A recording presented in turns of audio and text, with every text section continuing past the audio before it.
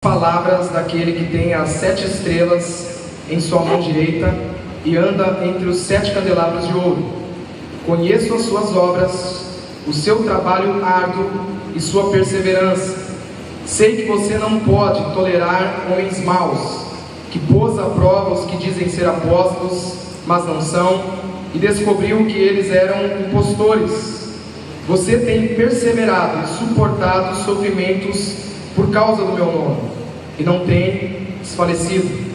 Contra você, porém, tenho isso: você abandonou o seu primeiro amor. Lembre-se de onde caiu, arrependa-se e pratique as obras que praticava no princípio.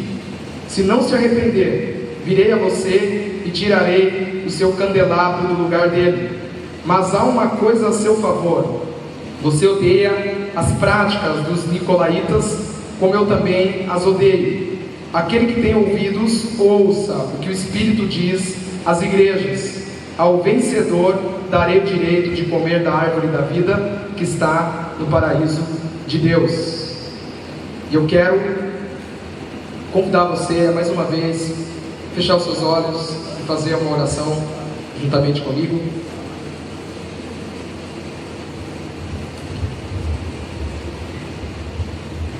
Vai falando com o Senhor. Pai, nós oramos nessa noite, te agradecemos. Pedimos a Ti, Espírito Santo, que Tu fales sem medida nessa noite. A palavra do Senhor, ela é autoridade sobre cada um de nós. Eu peço que nesta noite realidades sejam transformadas pela palavra do Senhor, por aquilo que o Senhor quer, ó Deus, comunicar nessa noite. Que o Senhor tenha misericórdia da minha vida, que o Senhor me use como instrumento do Senhor nessa noite, no nome de Jesus, amém. Hoje é um dia muito especial para mim, e estar aqui nessa noite pregando a palavra de Deus é muito mais especial. Isso porque eu, para quem não conhece um pouco da minha biografia, sou Rodolfo, sou pastor de jovens, pastor jovem há pouco tempo, fui ordenado ao ministério, para quem está visitando, talvez não conheça. Então eu só tenho alguns meses aí de ministério pastoral e fui criado numa igreja batista. Então a minha história, ela é marcada dentro de um ambiente religioso. Eu cresci num lar batista, minha mãe me levava à igreja batista. Quando bebê, fui apresentado num momento muito importante para nós cristãos, onde as crianças são apresentadas. Fui apresentado por um pastor já falecido. Cresci, aprendi das escrituras naquilo que nós chamávamos de escola bíblica dominical, onde ainda acontece em muitas igrejas batistas. No nosso caso, nós temos um outro programa de ensino da Bíblia. E a minha vida toda, a minha infância, se passou dentro de um ambiente religioso batista de tradição reformada. A minha adolescência, o início da adolescência também, dentro de uma igreja batista. Mas quando eu cheguei ali para os 14, 15 anos, aquilo começou a não fazer tanto sentido para mim. Então, estar numa igreja, falar de Jesus, ouvir sermões, muitos dos sermões que eram pregados, eu dormia, eu confesso. Eu dormia, não entendia o que aqueles homens diziam, eles falavam de forma muito difícil de entender, e aquilo começou a não fazer mais sentido para mim. Até que eu tive algumas experiências longe da igreja, comecei a adentrar outros ambientes, que não um ambiente religioso, uma igreja batista, e comecei a não desejar mais ir para a igreja, e me tornei um adolescente rebelde, e fiz aquilo que todo adolescente considerado rebelde faz: ir para festinhas, e beber, e ficar muitas vezes embriagado nas festinhas, nas baladas que eu ia, e fazer muitas coisas, sexo, drogas e rock and roll. E tive umas experiências fora do ambiente religioso. Até que no dia 19 de abril de 2003, 12 anos atrás, completa-se hoje, eu tive aquilo que alguns psicólogos chamariam de surto. Aquilo que alguns filósofos, ou um filósofo especial, o Kierkegaard, pai do existencialismo religioso, chamou de salto de fé, e que nós chamamos de conversão, aquilo que nós chamamos de experiência pessoal com Jesus, aquilo que nós chamamos de aceitar a Jesus. Eu tive uma experiência há 12 anos atrás, dia 19 de abril de 2003, um retiro espiritual. Eu tive essa experiência espiritual, religiosa com Jesus, e de lá para cá eu tenho organizado a minha vida e direcionado a minha vida em relação ao Evangelho. Eu tenho buscado servir a Jesus, a servir esse Deus que transformou a minha vida. Eu me encontrava, a minha experiência pessoal é que eu me encontrava num momento de leve depressão, pela perda de um primo muito querido. E eu cheguei naquele ambiente religioso, no retiro espiritual, um adolescente sem expectativas, sem esperança, como muitas pessoas talvez se encontrem assim nessa noite. E lá eu tive esse salto de fé, essa experiência. Eu cheguei a um estágio que um ser humano racionalmente não chega por si só. Uma pessoa não pode ter uma experiência com Jesus transformadora, pessoal, através da sua reflexão, através da sua própria razão. Ela não consegue chegar lá. A transformação, essa experiência que nós chamamos de conversão, isso é algo produzido pelo próprio Deus. Isso é considerado pelo apóstolo João como obra do Espírito Santo. E eu acredito que nesse auditório, grande parte das pessoas que se encontram aqui nesse auditório tiveram essa experiência semelhante à minha experiência. Ainda que foram circunstâncias diferentes, você teve uma experiência pessoal com Jesus. E também acredito que existam muitas pessoas nessa noite que não tiveram essa experiência religiosa, espiritual, esse salto de fé que muda as pessoas e que parece que uma lavagem cerebral fora feita na cabeça dessa pessoa. Talvez você não teve essa experiência. Você é alguém que até mesmo é um cristão, evangélico, batizado, ou você é de outro grupo religioso, você crê em Jesus, crê nas Sagradas Escrituras, você acredita, você comunga, você anda até com crucifixo, mas não teve, se você olhar para mim e for sincero, essa experiência transformadora que nós chamamos de conversão, que é algo existencial, é algo muito pessoal. É algo que não se explica, apenas pode se relatar como é que foi, pode se relatar os frutos que essa experiência produziu e tem produzido, mas não dá para explicar racionalmente o que é a conversão, porque ela é obra do Espírito Santo de Deus. E eu quero falar especificamente com todos que estão aqui nessa noite, com o grupo maior que supostamente teve essa experiência, e com o grupo menor que supostamente não teve essa experiência. Eu queria convidar você a fazer uma reflexão, porque nesse dia eu fiz uma reflexão. Na verdade, nessa madrugada, depois de ter saído lá da celebração dos jovens, e aí a gente teve muita coisa lá, e chegamos tarde, minha esposa, e ela adormeceu, e eu fiquei acordado, e eu fiquei pensando na minha vida. Eu fiquei fazendo um memorial, relembrando a minha vida. O que Jesus fez há 12 anos atrás. Eu havia sido criado numa igreja, conhecia a Bíblia com 10 anos, tinha um conhecimento bíblico razoável para um menino de 10 anos, mas há 12 anos atrás a minha vida mudou de verdade, e as pessoas que conviviam comigo puderam identificar uma grande mudança inexplicável racionalmente falando. Eu comecei a pensar de lá para cá, tudo que se passou na minha vida, e comecei a me alegrar. Falei, olha o que Jesus fez na minha vida. De lá para cá muita coisa mudou, de lá para cá Deus me chamou para o ministério pastoral, que eu creio que é uma função, mas é uma vocação também. De lá para cá muitas experiências até ruins aconteceram comigo, mas o Senhor tem cuidado de mim. Eu fui estudar o seminário teológico para me preparar para poder auxiliar os irmãos, e passou esse processo. Veio outro processo que nós chamamos, que é um processo burocrático dentro de uma igreja batista, que é a ordenação, e isso também é algo espiritual, e veio meu casamento, e muitas coisas legais têm acontecido, mas, fazendo uma reflexão, eu recebi uma repreensão de Jesus. Jesus se dirigiu a mim, eu posso dizer ao pessoal, com as palavras: que nós lemos aqui no livro do Apocalipse, na carta que foi endereçada à igreja de Éfeso.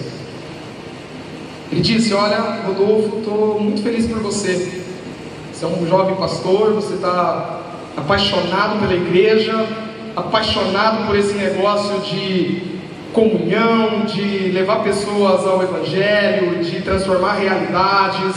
Você está apaixonado pela minha palavra, você é alguém dedicado, mas uma coisa eu tenho contra você: aquela paixão do início se perdeu. Aquela paixão lá daquele começozinho, quando você chorava, quando você se alegrava, quando não era necessário nenhum tipo de nada externo para que você pudesse se sentir conectado comigo. Aquele tempo, tenho saudades daquele tempo.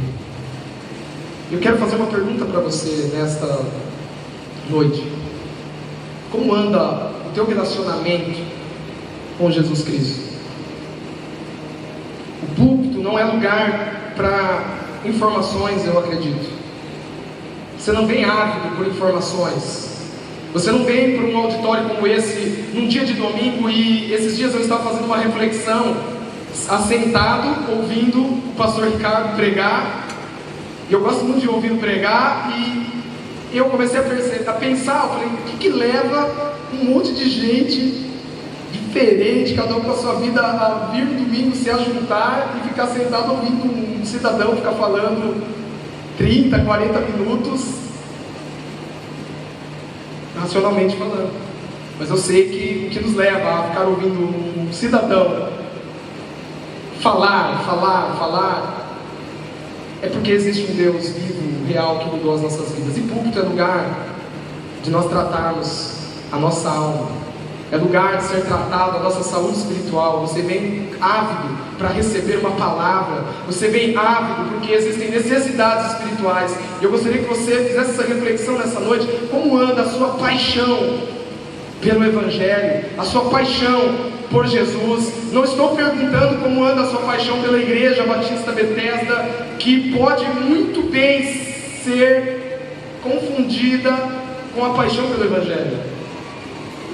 Você pode apaixonar pela marca, pela igreja, pelo grupo, pela célula, pelos jovens, por tudo que é feito aqui, pela rapaziada, pela galera, pelos irmãos. Você pode se apaixonar por isso e confundir essa paixão pela igreja, pelas pessoas, com a paixão pelo Evangelho, que são duas coisas totalmente distintas.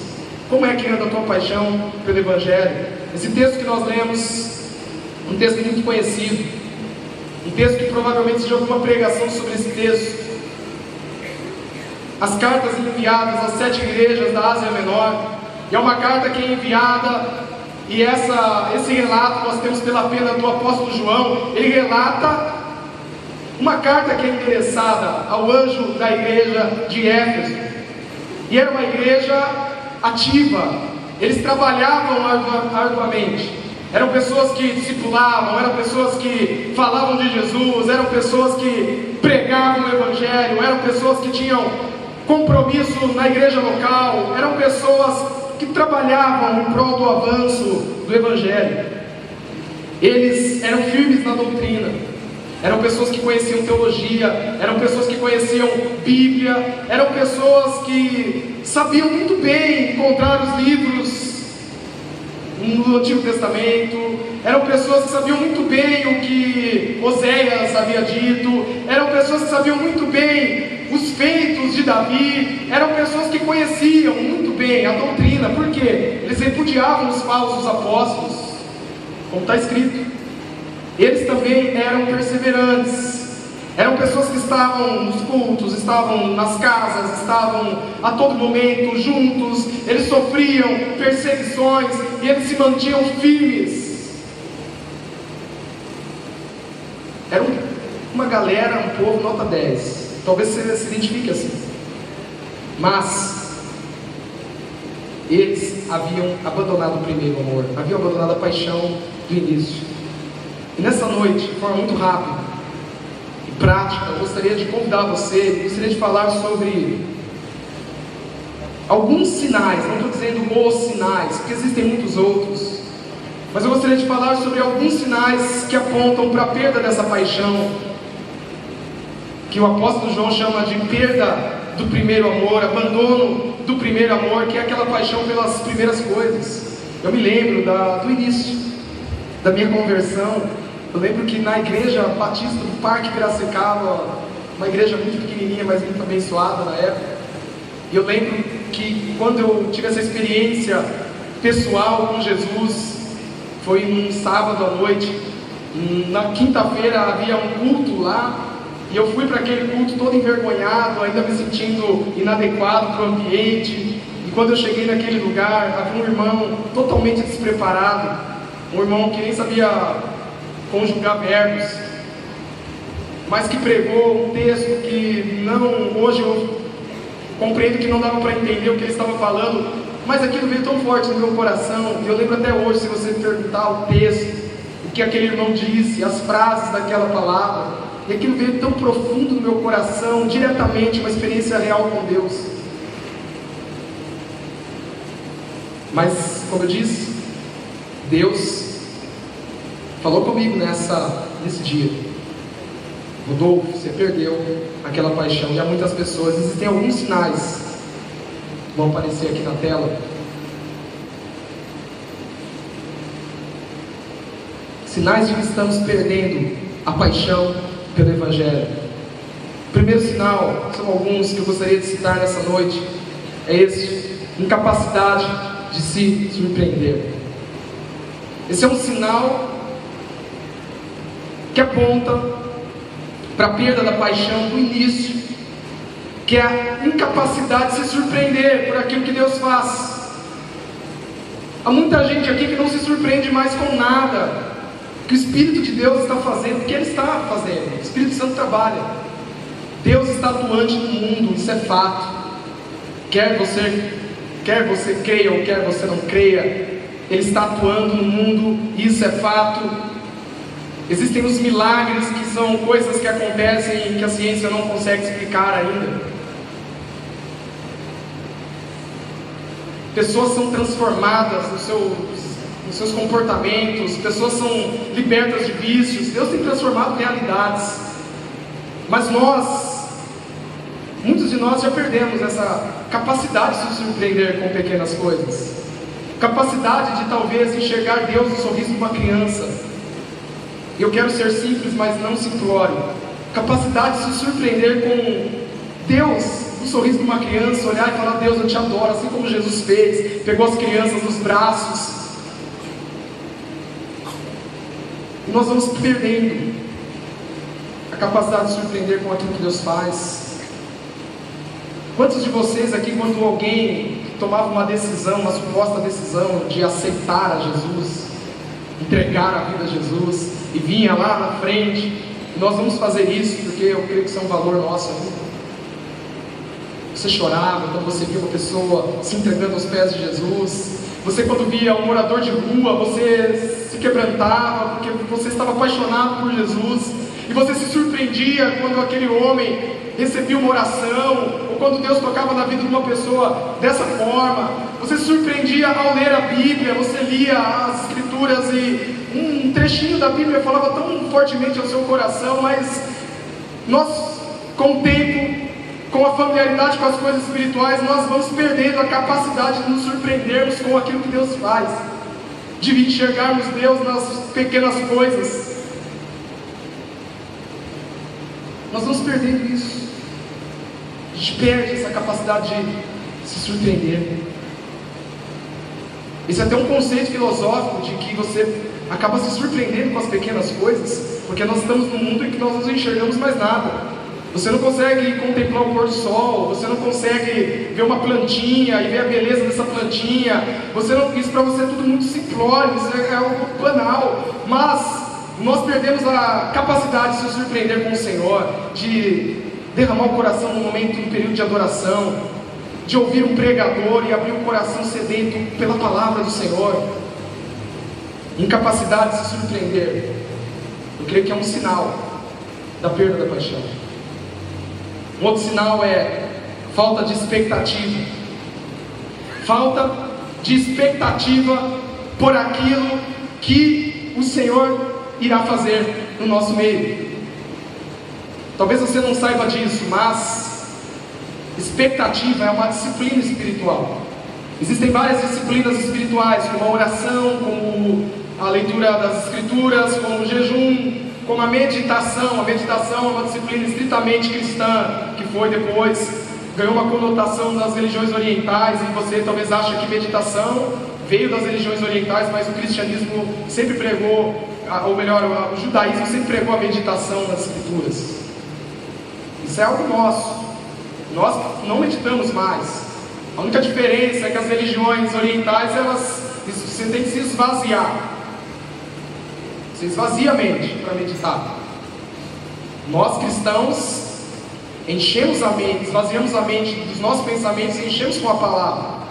Mas é uma disciplina. Existem outras disciplinas, e a expectação é uma disciplina espiritual. Expectação é uma disciplina. E o que é a expectação?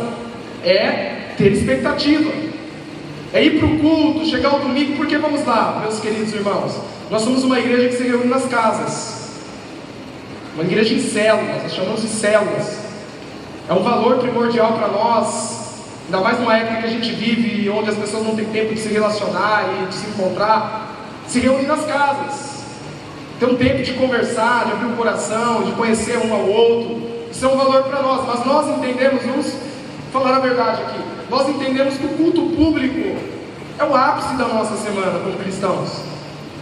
O culto público é o ápice da nossa semana. Para outras pessoas, para alguns jovens é uma balada, uma festa, um encontro social, enfim, para nós é o culto público, porque é no culto público que o Espírito Santo derrama dons, vocações, é no culto público que pessoas, e eu creio que nessa noite, eu creio plenamente, que pessoas vão ter uma experiência com Deus como eu tive há 12 anos atrás. É no culto público que Deus transforma realidades, que Ele cura pessoas. É no culto público, no ajuntamento público, que Deus se faz real para pessoas que se sentem sozinhas, abandonadas, desanimadas, oprimidas. É no culto público. Expectação é você ficar a semana toda, óbvio, você vai trabalhar, você vai estudar, você vai ter suas atividades sociais, e precisa ter, se envolver no mundo, estar no mundo, levar Jesus no mundo, mas você precisa ter expectativa como um cristão do culto público, do ajuntamento. E tem muita gente que não valoriza mais isso, gente. Esses tempos atrás eu preguei de um livro que saiu nos Estados Unidos e que ainda não foi traduzido para o português, mas em português é o Evangelho segundo Starbucks, onde o autor, ele trabalha a seguinte ideia, que você pode ter comunhão.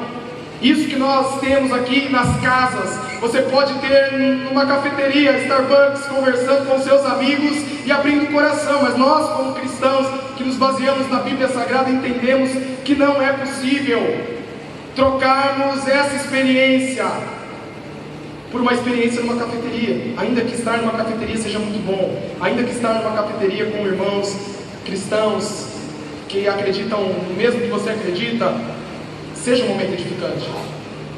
Mas nós perdemos a expectativa. Nós vamos ao culto, à celebração como uma obrigação religiosa. Nós vamos como se tivéssemos que pagar um preço. Nós vamos ao culto porque eu preciso ir, porque senão aquela pessoa lá da minha célula vai perguntar por que eu não fui, vai falar que sentiu falta, aí vem blá blá blá blá blá blá. Ou você vem pro culto porque, sei lá, eu venho no culto nem sei porquê, porque eu venho há tanto tempo e já criei o hábito e não quero ficar vendo Faustão. A gente perdeu a expectativa daquilo que o Senhor vai fazer. Os cristãos primitivos, eles tinham expectativa daquilo que Deus iria fazer no meio deles. Eles celebravam nas casas e no templo, eles celebravam com alegria, e no domingo, lá, muitas coisas legais vão acontecer. O Senhor vai se manifestar através da pregação da palavra, da loucura da pregação. Coisas grandiosas vão acontecer no nosso meio. Eles iam com uma expectativa para a célula, eles se reuniam, não tinha um nome de célula, mas eles se reuniam nas casas com expectativa, e nós perdemos a expectativa daquilo que o Senhor irá fazer no culto público, na sua casa, no seu trabalho. Você acorda cedo com expectativa daquilo que vai acontecer no seu trabalho? Não estou dizendo que você vai pegar e vai parar de trabalhar e ficar orando, porque se você faz isso, você está sendo, desculpe falar, mas um belo de um... Você está se tornando um idiota, enfim, se tornando um idiota. Porque não é isso. Mas você vai com alegria falando: Senhor, eu quero fazer o melhor trabalho que eu possa fazer, e eu quero que as pessoas olhem para o meu trabalho, enxerguem as boas obras de Deus, enxerguem, glorifiquem ao Deus que eu sirvo que está nos céus. Eu quero poder ajudar algum amigo de trabalho numa tarefa que ele não consegue. Eu quero ir para a faculdade, ser o melhor aluno que eu possa ser. Eu quero experimentar a melhor aula que eu já tive. E eu quero ser instrumento de Deus em algum momento, quando algum amigo expor um problema, porque as pessoas têm problemas reais. Eu quero poder ser usado. Nós não temos mais expectativa. E isso aponta, segundo a minha concepção, a meu ver, aponta para perda da paixão. O terceiro sinal que eu acredito que é decorrente, que aponta para a falta da paixão, a perda da paixão do início, é a perda da simplicidade. Nós vamos perdendo a simplicidade do Evangelho. Gente, é óbvio que existe, você está numa igreja batista, a Igreja Batista Bethesda, você faz parte de um grupo religioso determinado, a Igreja Batista Bethesda, que é filiada à Convenção Batista Brasileira, que se diferencia da Convenção Batista Nacional, e você enfim, tem uma teologia, tem algumas doutrinas que nós cremos, tem um bojo de crenças específicas. Nós fazemos parte de um grupo religioso, isso é fato. Mas sabe o que acontece? É que nós acreditamos não numa religião, apesar de que muitas vezes, na maioria das vezes, nós vivemos uma religião. Nós cremos no Cristo vivo, que não tem a ver com uma religião, é algo é diferente. Mas no meio disso tudo, nós estamos num ambiente religioso. Aqui tem culto, tem liturgia, tem célula, tem mensagem, tem vídeo, tem momento para cantar. A igreja tem ministérios, a igreja tem uma ONG, a igreja tem a área financeira, a igreja se tornou um organismo, uma organização, um organismo se tornou uma organização. Isso tudo contribui para que nós deixemos de lado a simplicidade do Evangelho, porque o Evangelho é simples. O Evangelho é simples.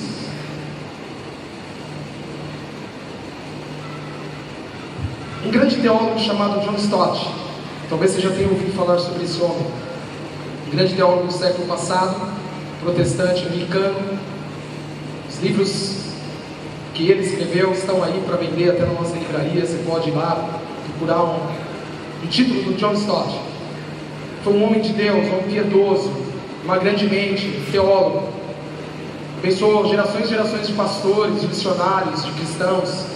E esse homem, 3 anos antes dele morrer, ele morreu há 2 anos atrás, ele faleceu, estava bem velhinho. Esse homem foi entrevistado numa revista e fizeram a seguinte pergunta para ele: Reverendo John Stott, qual é o segredo desse ministério tão frutífero que o senhor teve? O senhor é um homem que pregou para muita gente, que escreveu muitos livros, um homem que produziu conhecimento. Qual é o segredo disso? E talvez a pessoa que fez a pergunta esperava, assim como eu também esperava, ouvir alguma coisa muito complexa, alguma coisa do gênero: vai fazer um mestrado em teologia, vai para fora, vai estudar, fazer doutorado em teologia, ou sei lá, vai buscar, enfim, um curso específico para aprender a interpretar a Bíblia Sagrada, alguma coisa assim. E ele respondeu o seguinte, ele falou: desde quando me tornei cristão, costumo orar, ler a Bíblia e a participar da Eucaristia, que é a mesa do Senhor. Todos os dias eu oro, leio a Bíblia e participo da comunhão. Resposta do John Stott. O Evangelho é simples. O Evangelho é simples. E quando nós vamos perdendo a paixão, a gente perde a simplicidade também. Há muita gente que não consegue ouvir um pregador como eu. Então que eu às vezes eu me pergunto, será que eu me ouviria? Às vezes eu acho que não, mas enfim. Hoje eu me ouviria um marketing. Hoje eu me ouviria porque hoje está vindo totalmente do coração. Mas, independente, se você falar eu não ouviria, é porque nós não somos simples. É porque nós temos perdido a simplicidade. Nós não conseguimos mais ouvir o pastor Ricardo, que é o pastor, seu pastor, pregar todos os domingos nesse púlpito. Você precisa ir para a internet, ouvir o pregador tal, ouvir o fulano de tal, que é renomado e que é conhecido. Você precisa ouvir o fulano de tal lá, que tem livros escritos e ele é doutor em teologia e ele é pastor conhecido, escreve nas revistas, está nos programas de TV. Você precisa disso, porque você deixou a simplicidade do Evangelho de lado. O Evangelho não tem nada a ver com isso. Simples. O Evangelho é Deus é apaixonado pelo ser humano ao ponto de morrer numa cruz por ele. O Evangelho é Deus em busca do ser humano, Deus em busca do homem pecador. O Evangelho é simples. O Evangelho é isso, gente. Deus transforma pessoas reais, é simples. O apóstolo Paulo, quando escreve aos Coríntios, ele diz o seguinte: eu não fui até vocês com palavras persuasivas de sabedoria humana, mas eu fui até vocês com poder, com autoridade. Porque o Evangelho é isso. Se o Evangelho não funcionar na tua vida, é ideologia. Ideologia, como diz o Cazuza, eu quero para viver. Se quer uma ideologia, tem outras tantas aí, até mais interessantes, do ponto de vista social. Se o Evangelho não muda a tua vida, se o Evangelho não transforma você, você vem de domingo a domingo e continua do mesmo jeito, da mesma forma, enfim. Não é Evangelho. O Evangelho tem que transformar. O Evangelho tem que mudar você. Você tem que sair daqui diferente. Sair daqui com uma nova perspectiva. Sair daqui com conceitos bagunçados, com provocações da palavra de Deus. Você precisa sair assim. Mas nós vamos perdendo a simplicidade. Quantos aqui já ouviram falar do Dr. Billy Graham? Se você é cristão há mais tempo, já ouviu falar. A minha mãe, que deve estar nesse auditório, está bem, muita gente, ela teve uma experiência, ou melhor, ela teve uma experiência com Jesus. Ela teve o salto de fé aqui em Piracicaba. Inclusive, eu vou fazer até uma menção para o nosso missionário, o pastor José Honesto. Esse homem é um pastor verdadeiro, um homem de Deus. Eu estou falando aqui porque a nossa igreja ajuda o ministério que ele desenvolve no sertão do Ceará. Eu fui para lá, fiquei impactado. Uma pessoa, para mim, uma pessoa em quem eu tenho referência. E a minha mãe se converteu através da vida dele e da esposa dele, a irmã dela. Mas antes da minha mãe se converter aqui em Piracicaba e ter uma experiência com Jesus, a primeira vez que ela ouviu uma mensagem evangélica foi numa cruzada do Dr. Billy Graham, que está vivo ainda, bem velhinho, bem doente. O Dr. Billy Graham, ele que fundou aquelas cruzadas, que juntava pessoas nos estádios, ele pregou no mundo todo, teve um ministério frutífero, um homem muito usado por Deus. E o Dr. Billy Graham, que foi, acho que não teve, assim, nos últimos séculos, alguém que na esfera humana conseguiu ser tão relevante quanto ele, porque ele orava nas posses dos presidentes americanos, ele visitou o Papa recebeu ele, o líder da Igreja Católica. Ele era uma voz, tudo que ele dizia ecoava nos Estados Unidos e fora dos Estados Unidos. E esse homem, muitos não sabem dessa parte da biografia que eu vou citar, que eu vou relatar aqui, mas o Dr. Billy Graham, no auge do seu ministério, ele pagava um homem. Ele pagava um homem, e todos os dias esse homem ia até...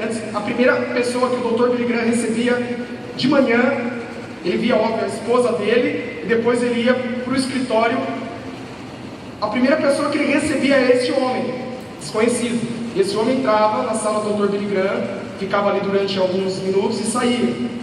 E ninguém sabia o que aquele homem fazia lá dentro. E alguém acabou revelando isso, alguém mais próximo do Dr. Billy Graham. O Dr. Billy Graham pagava mesmo aquele homem, para que todos os dias aquele homem entrasse na sala dele e dissesse: você não é ninguém. Lembre-se quem é você. Lembre-se que você não é nada do que você acha que você é. Lembre-se que você é um ser humano como qualquer outro. Lembre-se do que Jesus fez na sua vida. Lembre-se que você é tão pecador e sujo quanto as pessoas para quem você prega. E esse homem ia todo dia, o Dr. Billy Graham pagava ele para que ele ia lá e apontasse o dedo. Porque nós não temos ideia da relevância do ministério daquele homem. Ele era endeusado, ele se tornou um totem para as pessoas. Mas ele era um homem muito simples, a ponto de pagar alguém para ir na sala dele todos os dias e lembrá-lo de que ele não era nada sem Jesus.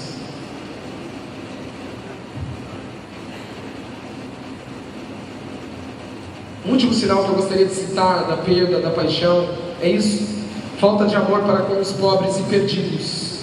E nós usamos essa palavra perdidos.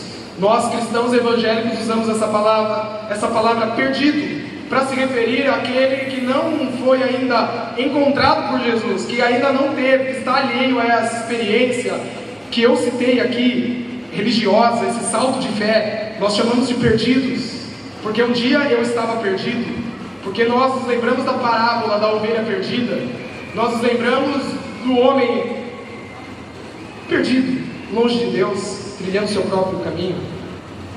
E a falta de amor para com os pobres e perdidos aponta para a falta de paixão pelo Evangelho. A igreja de Éfeso era uma igreja perseverante, uma igreja que trabalhava arduamente. Provavelmente, muito provavelmente, era uma igreja que cuidava dos pobres, porque era um valor dos judeus, cuidar das viúvas, cuidar dos pobres, cuidar dos órfãos. Eles ajudavam, muito provavelmente, eles ajudavam os pobres, eles tinham um programa de ministério para ajudar. Eles também se preocupavam com aqueles que não eram cristãos, os gentios, que eram aqueles que não eram judeus, que não eram cristãos. Eles se preocupavam com os judeus que ainda não haviam tido essa experiência com Jesus.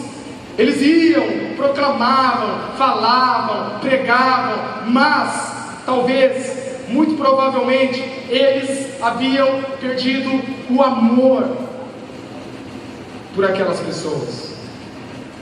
Se tornou uma religião mecânica, fria. Muitos de nós falamos de Jesus, chamamos as pessoas para vir à igreja, falamos do que Deus fez na nossa vida. Nós também temos uma ONG aqui na igreja, muito legal, né? Sai a outras ONGs, e nós ajudamos crianças carentes. São 40 famílias pobres de Piracicaba que são ajudadas. A gente tem aqui a cada segundo domingo do mês aqui o dia da compaixão, que você traz um quilo de alimento, aí você coloca um alimento e se sente muito bem, com a consciência aplacada, ajudei pobre. Mas você não ama um pobre, você não conhece um pobre sequer, você não come na mesa de um pobre, você não sabe como chama talvez alguém que faz parte de uma dessas 40 famílias. Quando nós amamos a Jesus, somos apaixonados pelo Evangelho, nós amamos o pobre de verdade. Nós nos interessamos por aqueles que necessitam, que têm menos do que nós. Nós vamos até a casa, procuramos saber qual é o nome, apadrinhamos crianças. Nós amamos as pessoas e fazemos de tudo para que as realidades sociais sejam transformadas.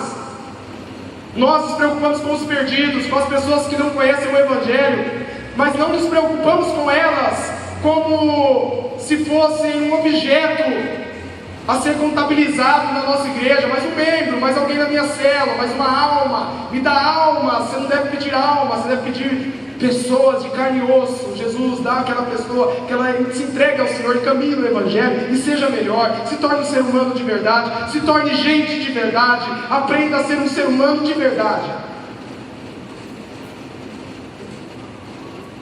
Você se preocupa com os perdidos? Você ama os pobres? Essa pergunta Deus fez para mim ao ler essa palavra. E eu confesso que a minha resposta foi: Senhor, na teoria eu amo, mas na prática não tenho amado.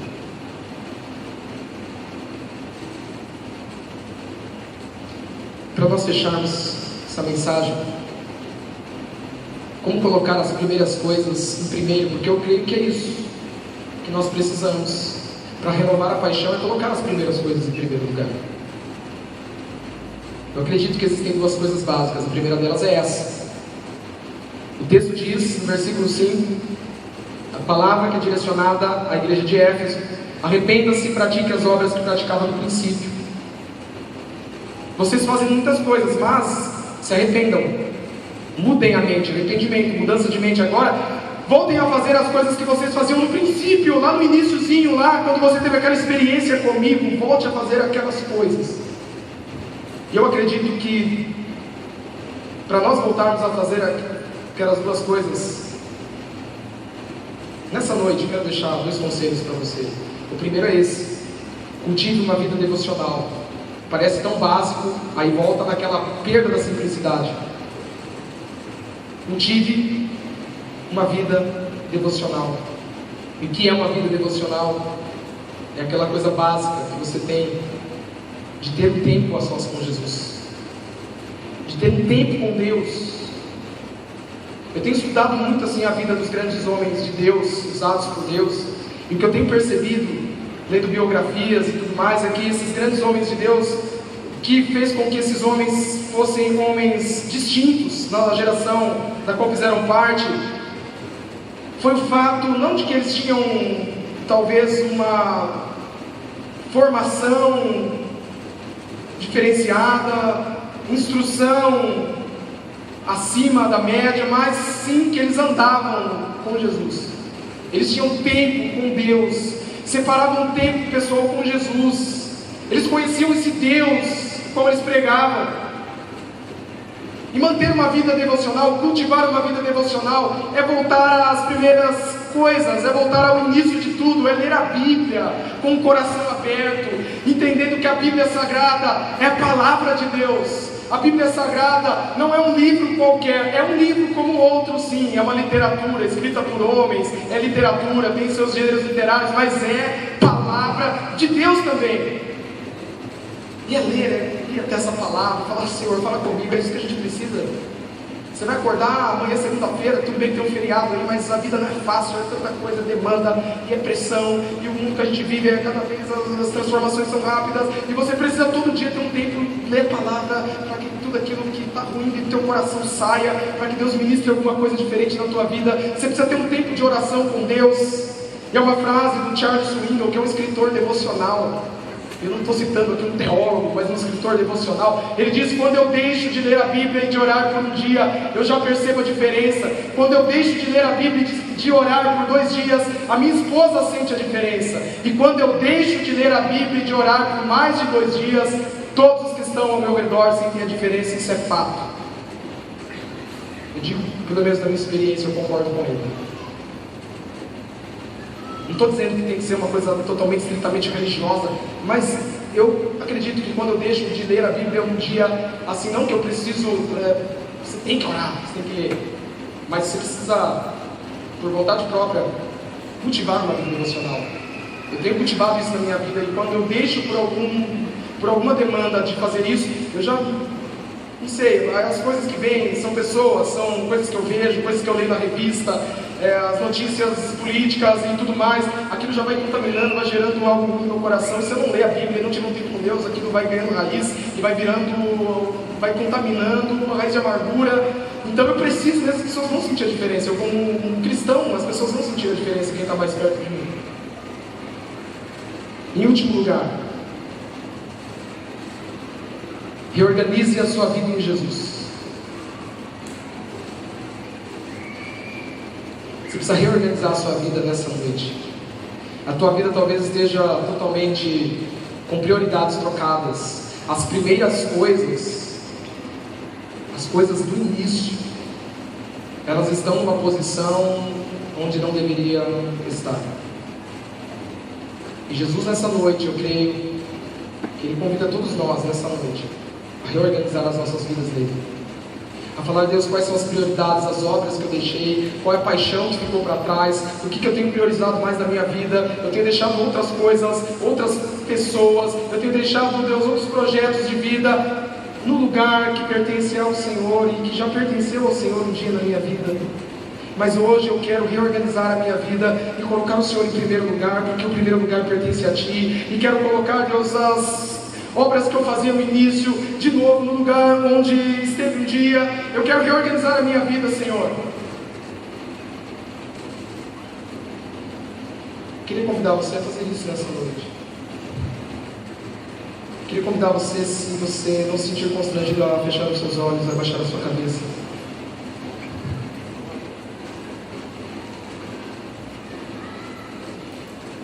Queria fazer um desafio para que você nesse momento falasse com Deus. Orar é falar com Deus. Talvez hajam pessoas aqui que não sabem o que é orar. Orar é falar com Deus, não é dizer palavras sábias, palavras bonitas, eloquentes, mas é orar, é falar com Deus. Orar é expressar a alma.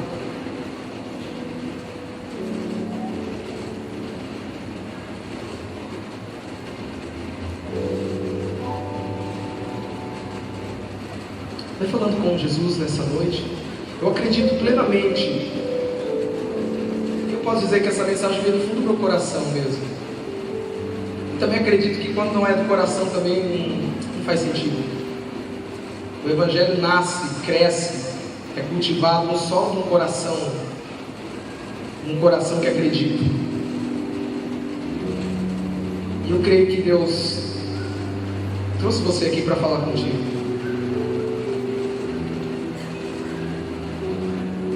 Se Ele está falando contigo, você sabe. Porque as palavras do pregador se misturam com as palavras do Evangelho e elas vão até o teu coração e você consegue discernir o que são palavras do pregador e o que são palavras de Deus para você. Essa é a loucura da pregação. Eu quero fazer um convite, como nós sempre fazemos, e eu creio nesse momento sim. Porque esse momento é um momento simbólico e nós precisamos de símbolos na vida. Assim como eu lembro do dia 19 de abril de 2003, no acampamento da Igreja Batista do Parque Piracicaba, naquela noite em que eu fui à frente e falei, Jesus, eu quero isso na minha vida. Eu tive uma experiência com Jesus e fui transformado. Eu me lembro daquele dia. Aquilo é um símbolo para mim, aquilo é um marco para mim.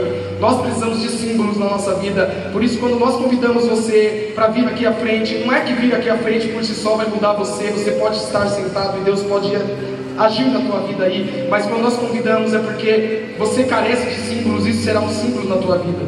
Você vai se lembrar desse dia.